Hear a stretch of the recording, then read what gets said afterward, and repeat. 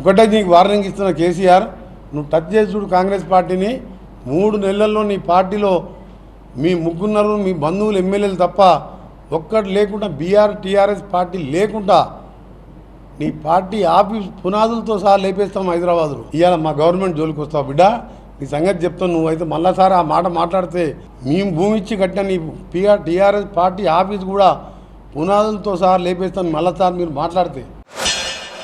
కాంగ్రెస్లో ఉండుకుంటేనే బీజేపీతోని అంటగాగినరు.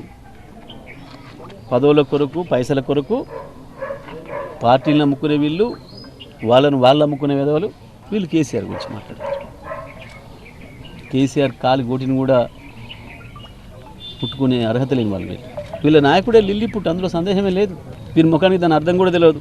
వెంకరెడ్డి అంటోనికి కేసీఆర్ అనుభవం ముందట, కేసీఆర్ కమిట్మెంట్ ముందట, ప్రజల పట్ల కేసీఆర్కు ఉండే ప్రేమ ముందట, గీ దళారీలు, గీ బ్రోకర్లు, గీ వీళ్ళు లిల్లీ పుట్లు కాకపోతే ఏముంటుంది?